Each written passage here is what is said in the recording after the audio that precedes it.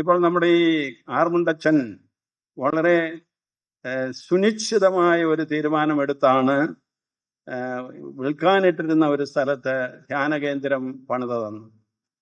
അങ്ങനെ നിശ്ചയദാർഢ്യത്തോടുകൂടി തീരുമാനങ്ങൾ എടുക്കുന്നവർക്കേ സഭയും സമൂഹത്തിലും എന്തെങ്കിലുമൊക്കെ ചെയ്യാൻ സാധിക്കും. പക്ഷെ ഈ നിശ്ചയദാർഢ്യം എന്തെങ്കിലും സ്വാർത്ഥതയുടെ പേരിലുള്ള കടുംപിടുത്തമല്ല. നിശ്ചയദാർഢ്യം എന്ന് പറയുന്നത് വിശ്വാസത്തിന്റെ അടിസ്ഥാനത്തിൽ സഭയുടെ സന്ദേശം അറിയിക്കാനും സാക്ഷ്യം കൊടുക്കാനും വേണ്ടിയുള്ള നിശ്ചയദാർഢ്യമാണ്. അതാണ് ആർമുണ്ടച്ചന് ഉണ്ടായിരുന്നത്. എനിക്ക് ചങ്ങനാശ്ശേരി അതിരൂപതയിലെ ഒരു വൈദികനായി ഇതുപോലെ തന്നെ വലിയ നിശ്ചയദാർഢ്യമുള്ള ഒരു വൈദികനായി. അദ്ദേഹം നമ്മുടെ ഭാരതത്തിൽ മുഴുവൻ പ്രചരിച്ച ഫാമിലി അപ്പോസ്റ്റേറ്റ് അല്ലെങ്കിൽ കുടുംബ പ്രേക്ഷിതത്വത്തിന്റെ വിധാതാവാണ്.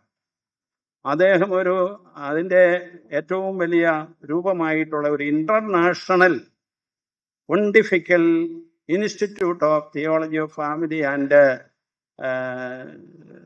മാര്യേജ് സ്ഥാപിച്ചിട്ടുണ്ട്. അങ്ങനെ ശരി തന്നെയാണ്.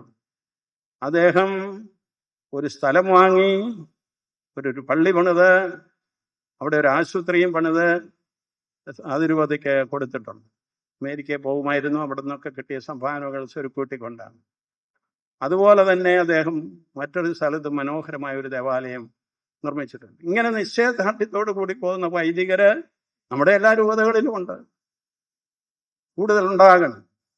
അവിടെ നിശ്ചയദാർഢ്യം എന്തിനെന്ന് ചോദിച്ചാൽ കർത്താവിൻ്റെ സന്ദേശം കൊടുക്കുക, സഭയുടെ സന്ദേശം നൽകുക, അതുപോലെ തന്നെ കർത്താവിൻ്റെ സ്നേഹത്തിനും കാരുണ്യത്തിനും സാക്ഷ്യം വഹിക്കുക.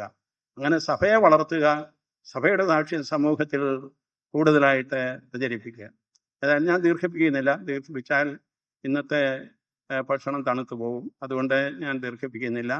ഈ വാക്കുകളോടുകൂടി നമ്മുടെ ഈ മഹാസമ്മേളനം, ഞാൻ അങ്ങനെയാണ് ഇതിനെ വിശേഷിച്ച് മഹാകുടുംബയോഗ സമ്മേളനം. പിതാവെ, ഞാൻ ഇവരോട് പറഞ്ഞു, ഇവർ ഇസ്രായേൽക്കാരെക്കാൾ പ്രഗത്ഭരാണെന്ന്. കാരണം ഇസ്രായേലിൽ 12 ഗോത്രങ്ങളെ ഉള്ളായിരുന്നു. ഇവര് അതിലേറെ ഗോത്രങ്ങളുള്ളവരാണെന്നാണ് പറഞ്ഞു. ഏതായാലും ഇവരെ അതിൻ്റെ പേരിൽ ഊറ്റം കൊള്ളാതെ, അതിൻ്റെ പേരിൽ വിനയത്തോടുകൂടി സഭയ്ക്കും സമൂഹത്തിനും ശുശ്രൂഷ ചെയ്യുന്നുള്ള ബോധ്യത്തോടെ ഞാൻ പിൻവാങ്ങുകയാണ്. നമ്മുടെ ബഹുമാനപ്പെട്ട വികാരിയച്ഛനും നിങ്ങളെല്ലാം ഇവിടെ വന്നു കൂടിയതിൽ വലിയ സന്തോഷമാണ്. അച്ഛൻ പള്ളി വികാരിയാണ്, സെൻറ് തോമസ് കോളേജിൻ്റെ പ്രിൻസിപ്പലായിരുന്നു. ഞാറക്കാട്ടച്ഛൻ നിങ്ങൾക്ക് എല്ലാവർക്കും അറിയാവുന്നതാണ്. അപ്പം അച്ഛൻ വളരെ ഹൃദ്യതയോടുകൂടിയാണ് എല്ലാവരെയും സ്വീകരിച്ചത്. ആദ്യം ഞാൻ ഓർത്ത് എന്നെ മാത്രമേ അങ്ങനെ ഹൃദ്യതയോടെ സ്വീകരിച്ചത്. പിന്നീട് ഞാൻ നിരീക്ഷിച്ചപ്പോഴാണ് എല്ലാവരോടും ഒരേ ഹൃദ്യതയാണ്.